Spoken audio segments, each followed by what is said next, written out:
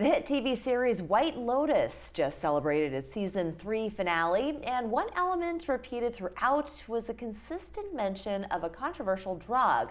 Helping us better understand this pharmaceutical is Dr. Edward Thomas Lewis III. Glad that you could be with us. Yeah, glad to be here. And of course, what we're talking about is Lorazepam. And Parker Posey's character, she is consistently taking this drug. What is Lorazepam? Lorazepam is a medication that belongs to a family of medicines called benzodiazepines, or benzos for short. People may have heard of some of the other benzodiazepines in that family, medications like diazepam or Valium, or alprazolam or Xanax. And Lorazepam itself also goes by the brand name Ativan. Okay, what is it used to treat? Well, it can be used to treat a variety of different things. Years ago, benzodiazepines were very popular to treat anxiety, and still today, it can be used as needed to help with anxiety. But it can also be used in other settings. We use it to help people with detox symptoms coming off of things like alcohol. It can also be used as needed in advance of a surgical procedure, sometimes to help with anti-anxiety or sedation. And then Lorazepam itself does have an indication to help sometimes with insomnia, and we of course see that on this show. Yeah, in fact, Parker Posey's character says something to the effect of, she slept like a corpse. Yes.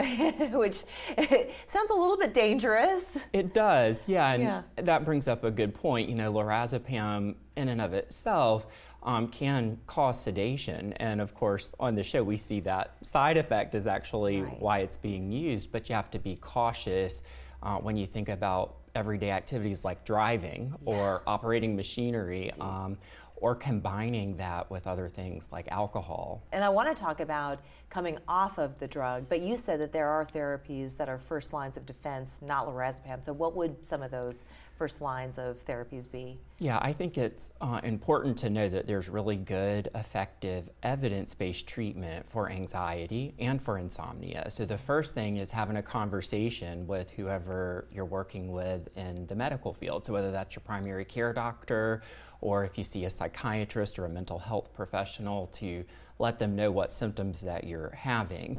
When we think about treating anxiety, one of the first line medications that we use are actually SSRI medications. And heard of that.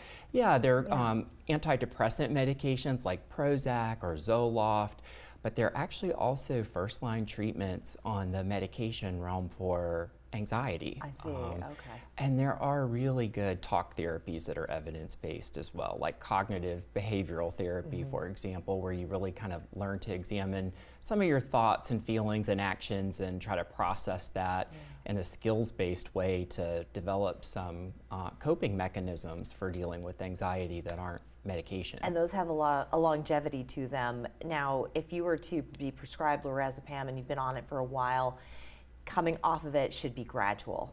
That's right, yeah. If you have been taking that medication, and you know, some people use it as needed, so they may have it and not use it every day, but if you've been using it regularly and you're thinking about coming off of it, again, first step is have a conversation with your physician, with your prescriber, and talk about, you know, what's working, what's not working, and develop a good plan to come off safely and gradually, because you can have withdrawal symptoms, and you know that can be dangerous, especially depending on how high the dose that you're on and how long you've been on it for. And you had mentioned earlier before we got started, seizures could be a potential risk as well. So that's right. Yeah, so physical and also mental ramifications of coming off of it cold turkey.